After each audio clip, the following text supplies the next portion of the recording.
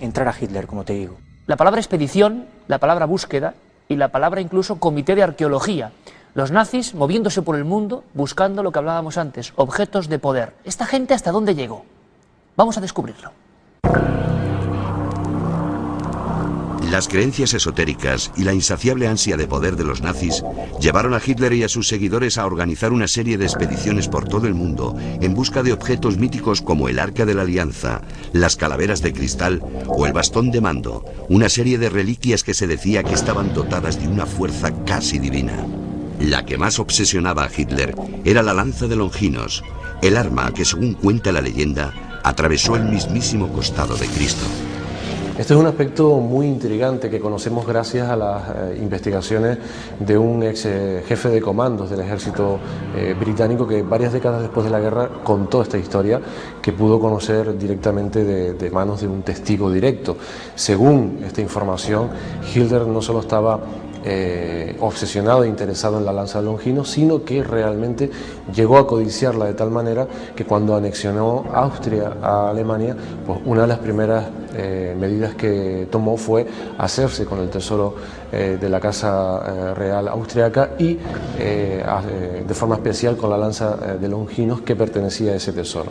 Según parece, según estas informaciones, Hitler conoció la historia de la lanza y de los poderes teóricamente asociados a la misma durante su juventud, durante su estancia en Viena, y le fascinó la idea de que algunos gobernantes, de algunos grandes estadistas y personajes de la historia como Carlomagno, por ejemplo, o Carlos Martel o Federico Barbarroja, hubieran tenido esta lanza en su poder y la hubiesen llevado o usado como un talismán en sus batallas.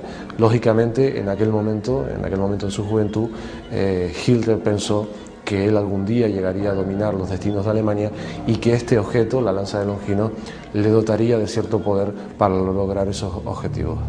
Hitler no paró hasta tener en su poder la prodigiosa lanza, a la que creía ligada al destino del movimiento nazi. Finalmente, la ocultó en un búnker en Nuremberg, la sede espiritual del nazismo, allí donde se celebraban sus espectaculares desfiles de antorchas.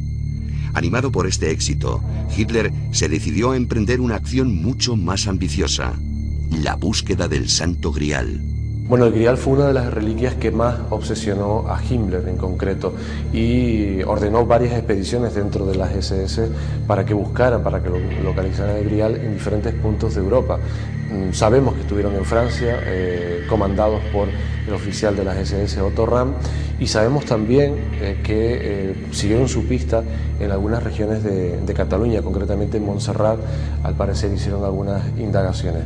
Hay un dato muy interesante, y es que durante la visita de Himmler a España, uno de los lugares que no pudo evitar conocer fue precisamente el monasterio de Montserrat, y allí se interesó precisamente por documentos y por textos que están vinculados con la leyenda del Grial.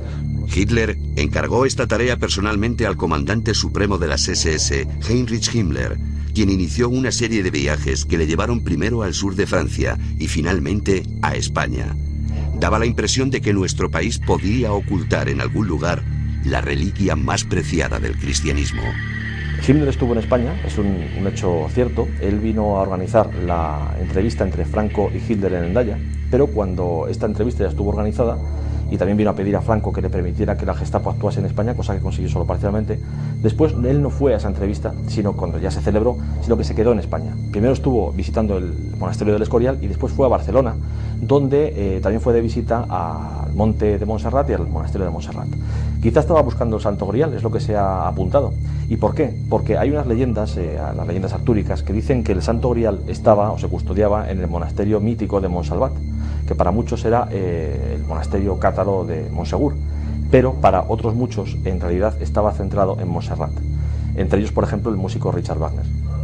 Que Himmler encontrase allí algo o no encontrase nada, pues la verdad es que no lo sabemos. Desde luego Franco no le puso ningún impedimento, y esto quizá nos hace pensar también en una práctica habitual en Franco, que era permitir a los demás hacer las cosas y no darles información cuando él sabía ya que a lo mejor allí no iba a encontrar nada. Quizá porque Franco sabía dónde estaba esa reliquia o porque no creía que existiera.